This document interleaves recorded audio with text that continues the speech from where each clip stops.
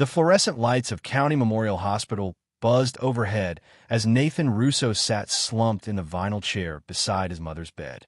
The rhythmic beeping of medical equipment had become a somber metronome counting down Eleanor Russo's final hours. Nathan rubbed his bloodshot eyes, checking his phone for the 5th time in an hour. Still nothing. Your siblings on their way? Nurse Patel asked gently as she adjusted Eleanor's four. Nathan forced a bitter smile. They should be. I called them all yesterday.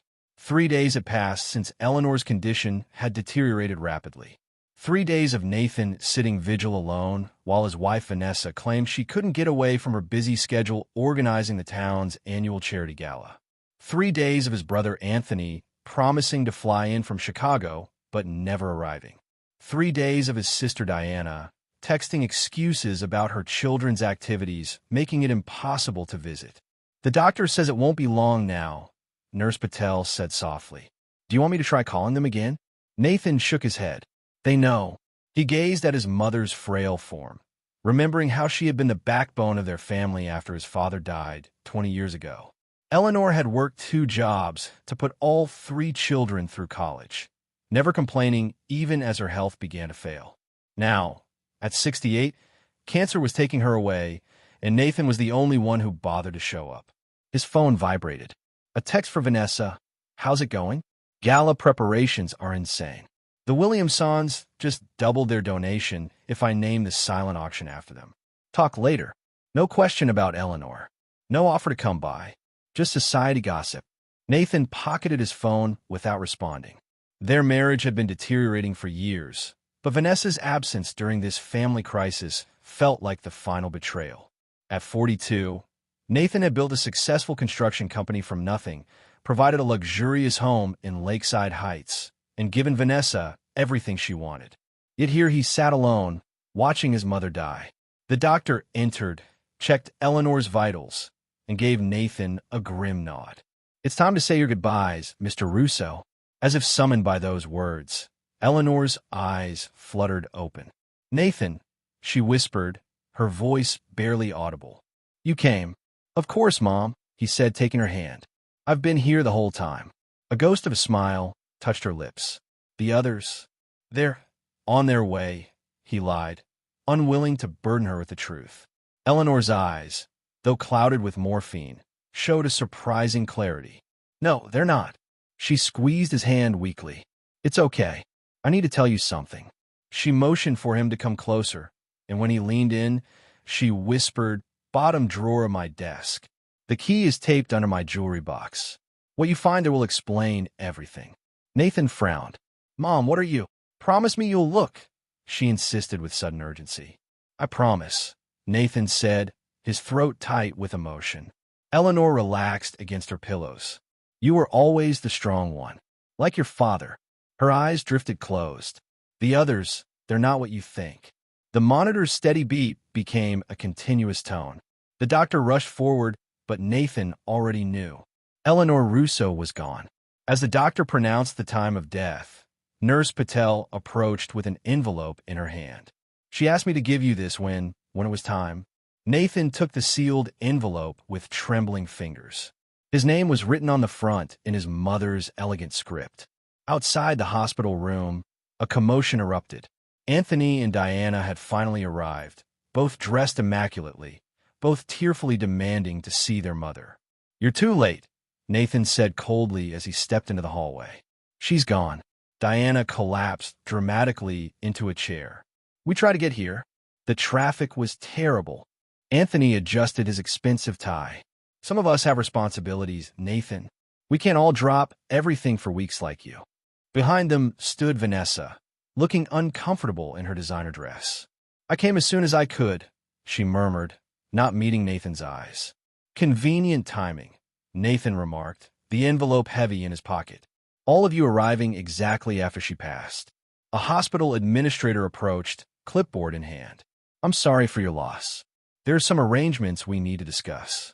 As his siblings and wife followed the administrator, arguing already about funeral costs, Nathan slipped away.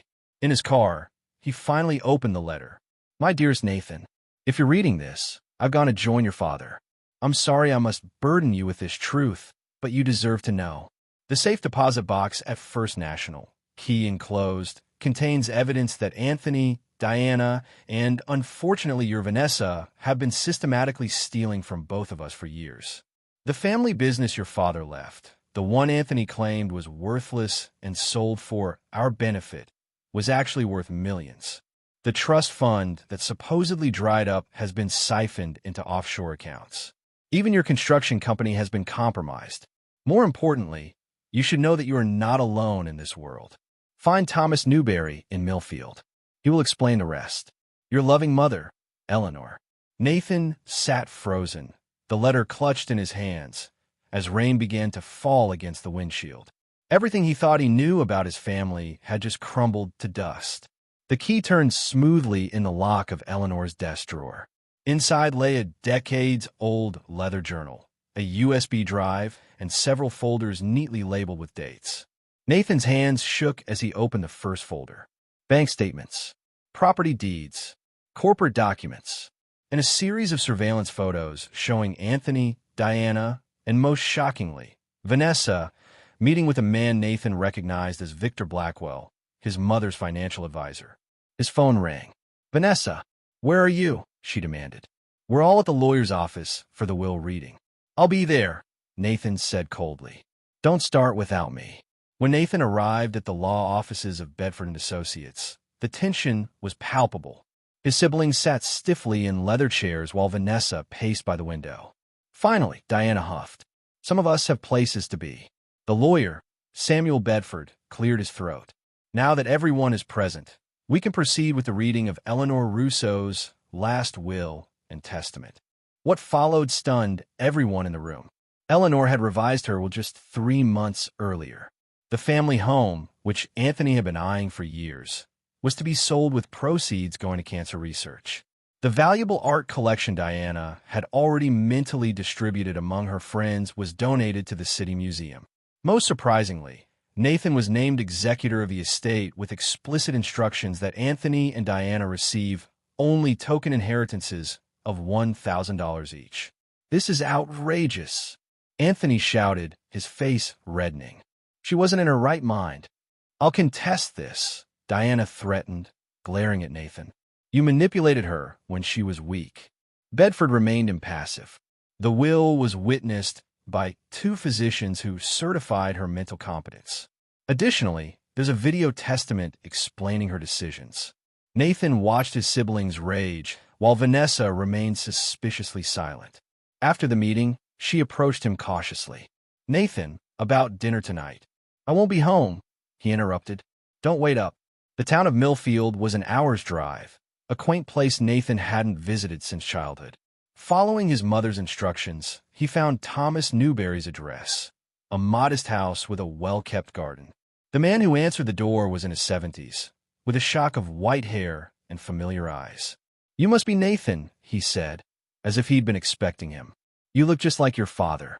Over coffee at Newberry's kitchen table, the truth emerged. Thomas had been Eleanor's first love before she met Nathan's father.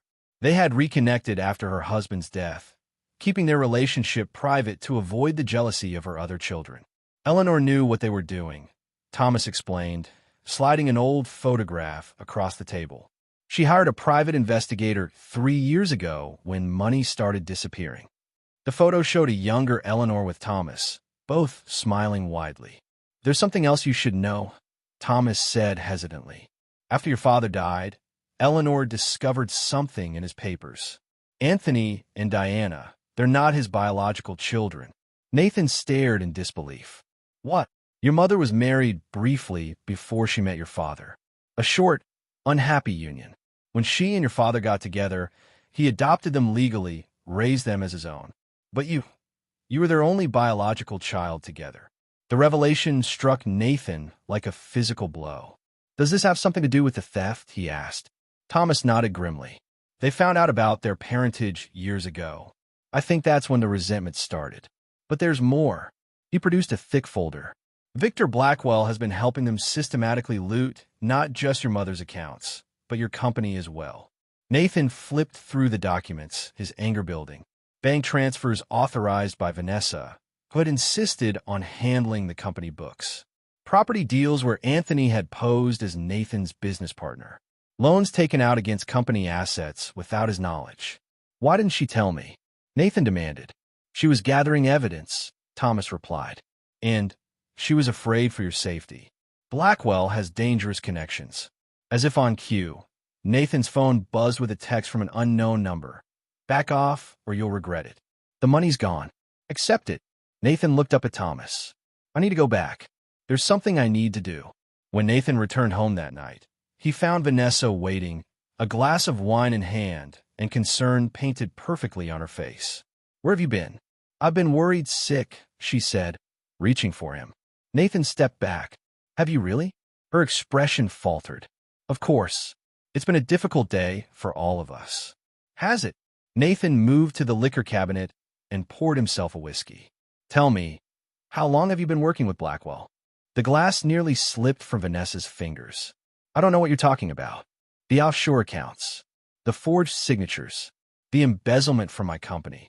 Nathan's voice remained eerily calm. My mother knew everything, Vanessa.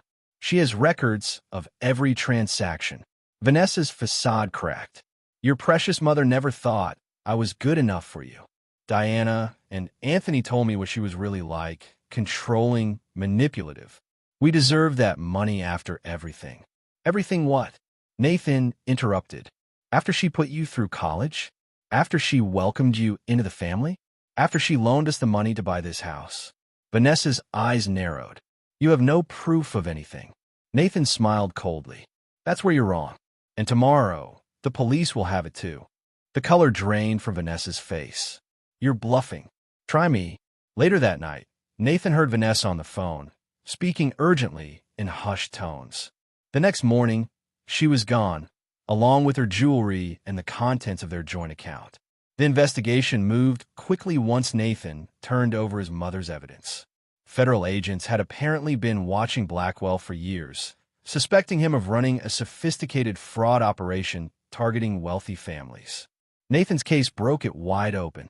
Anthony was arrested at Chicago O'Hare, attempting to board a flight to the Cayman Islands. Diana was found at her lake house, frantically burning documents. Vanessa remained at large, though her accounts had been frozen.